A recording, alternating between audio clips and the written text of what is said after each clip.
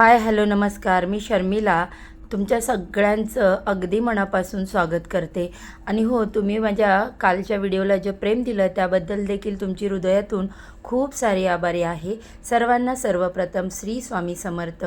चला तर मग आजच्या नवीन व्हिडिओला सुरुवात करते. उद्या आहे चैत्र शुद्ध नवमी, म्हणजे साक्षात प्रभू श्रीरामांचा जन्मोत्सव रामनवमी.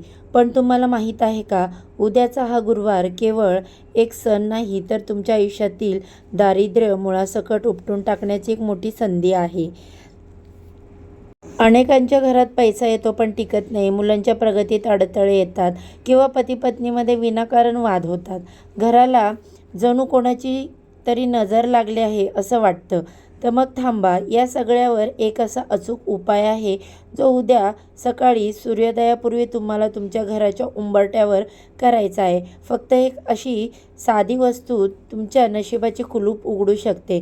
ती वस्तू कोणती आणि ती उंबरठ्यावरच का ठेवायची हे आपण आजच्या या व्हिडिओमध्ये सविस्तर पाहणार आहोत. व्हिडिओ शेवटपर्यंत पहा, कारण व्हिडिओच्या मध्यभागी मी एक असा सस्पेन्स उपाय सांगणार आहे जो तुमच्या घराचे कायमचे रक्षण करेल. व्हिडिओ आवडल्यास आत्ताच लाईक करा, तुमच्या मित्रपरिवाराला शेअर करा आणि आपल्या चॅनेलला सबस्क्राईब करायला विसरू नका.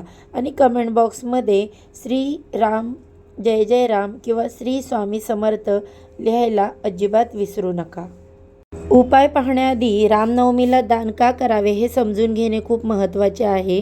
शास्त्र सांगते की रामनवमीच्या दिवशी केलेले दान हे इतर दिवसाच्या तुलनेत सहस्त्रपटीने फळ देते, पापांचा नाश करते.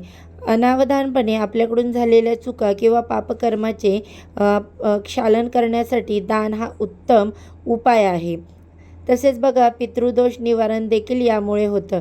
या दिवशी गरजूंना अन्नदान केल्याने पितृदोष शांत होतो आणि मुलांच्या प्रगतीतले अडथळे दूर होतात. काय दान करावे?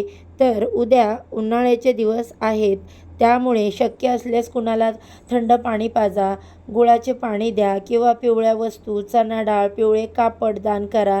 दानामुळे तुमच्या संपत्तीत घट होत नाही, उलट ती वृद्धीत होते. त्याच्यामध्ये घराच्या उंबरठ्यावर ठेवायची ती एक खास वस्तू. आता आपण त्याच्याकडे वळूया आजच्या व्हिडिओच्या सर्वात महत्त्वाच्या आणि मुख्य भागाकडे. तर बघा, आपण मंदिरात जातो, उपवास करतो, पण अनेकदा आपल्या घराची ऊर्जा केंद्र असलेल्या उंबरठ्याकडे दुर्लक्ष करतो. पण उद्या गुरुवारी रामनवमीच्या शुभ मुहूर्तावर सूर्योदयाच्या पवित्र वेळी तुम्हाला तुमच्या घराच्या मुख्य उंबरठ्यावर फक्त एक खास वस्तू ठेवायची आहे.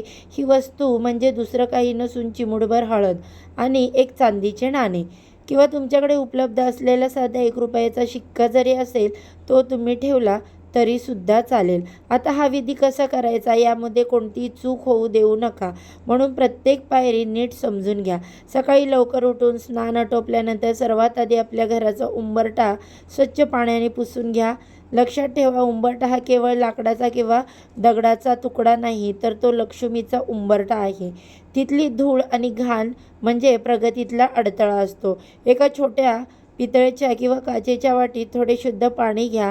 त्यात घराच्या देवघरातील शुद्ध हळद मिसळा. हळद ही साक्षात सौभाग्य आणि शुद्धतेचं प्रतीक आहे. या हळदीच्या पाण्याने उंबरठ्यावर डाव्या आणि उजव्या बाजूला थोडे पाणी शिंपडा. तुमच्या उजव्या हाताच्या अनामिका या बोटाने म्हणजेच रिंग फिंगरने उंबरठ्याच्या अगदी मध्यभागी एक छोटे आणि सुबक स्वस्तिक काढा. स्वस्तिक हे 4 दिशांकडून येणाऱ्या शुभ लहरींचे प्रतीक आहे. हे स्वस्तिक काढताना मनात ओम नमो भगवते वासुदेवाय नमः किंवा जय श्रीराम असा नामजप चालू ठेवा. आता या स्वस्तिकच्या बरोबर मध्यभागी ते चांदीचे नाणे किंवा 1 रुपयाचा शिक्का ठेवा.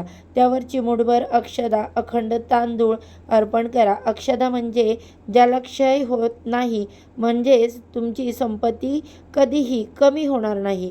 हेच का करायचे? यामागचे शास्त्रीय कारण काय? कदाचित तुमच्या मनात प्रश्न येईल की उंबरठ्यावरच का? तर ऐका, उंबरठा हे घराचे फिल्टर असते. उद्या गुरुवार आहे, जो भगवान विष्णूंचा वार आहे आणि रामनवमी म्हणजेच विष्णूंच्या राम अवताराचा जन्म. जेव्हा तुम्ही हळद आणि नाण्याचा हा विधी करता तेव्हा तुम्ही घराबाहेरची गरिबी आणि नकारात्मकता तिथेच थांबवता. हळदीचा पिवळा रंग गुरुग्रहाला बलवान करतो, त्यामुळे पतीच्या नोकरीत किंवा व्यवसायात यश मिळते आणि ते नाणे साक्षात लक्ष्मीला आमंत्रण देते. हा उपाय केल्याने तुमच्या घरातील पैशाची चणचण संपते, मुलांच्या शिक्षणात एकाग्रता येते आणि घरातील कटकटी कायमच्या थांबून सुख समृद्धी वास सुरू होतो.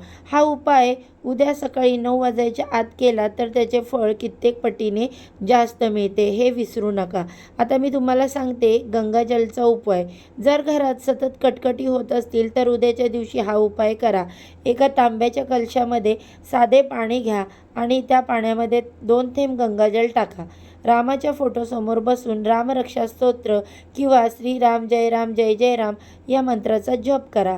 त्यानंतर हे अभिमंत्रित पाणी आपल्या घराच्या प्रत्येक कोपऱ्यात शिंपडा. उरलेले पाणी तुळशीला अर्पण करा. त्यामुळे घरातील नकारात्मक ऊर्जा नष्ट होऊन घरात सकारात्मकतेचा संचार होईल. जसं मी तुम्हाला सुरुवातीला प्रॉमिस केलं होतं, आता वेळ आली आहे त्या सस्पेन्स उपायाची. जर तुम्हाला वाटत असेल की कोणाची तरी नजर लागली आहे तर हा गुप्त उपाय करा. उद्या दुपारी 12 वाजता राम जन्माच्या वेळी एका छोट्या पिवळ्या कपड्यात 2 लवंगा, 1 सुपारी, 1 पिवळी मोहरी बांधा आणि ही पोटली प्रभू रामांच्या चरणी ठेवा. तुमची जी काही इच्छा असेल मुलांच्या प्रगतीविषयी किंवा पतीच्या कामाविषयी ती मनात बोला. पूजा संपल्यानंतर ही पोटली तुमच्या घराच्या मुख्य दरवाजाला आतून बांधा.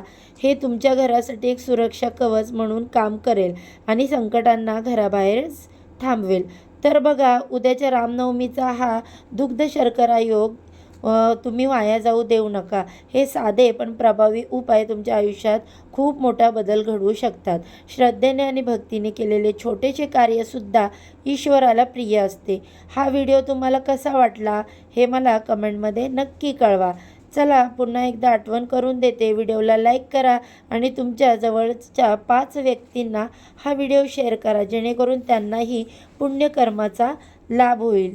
चॅनेलला सबस्क्राईब केलं नसेल तर आत्ताच करा आणि कमेंटमध्ये श्री स्वामी समर्थ किंवा ओम नमो भगवते वासुदेवाय नमः लिहायला विसरू नका. प्रभू रामचंद्र तुमच्या सर्व इच्छा मनोकामना पूर्ण करतील. धन्यवाद. जय राम, श्रीराम, जय जय राम. श्री स्वामी समर्थ.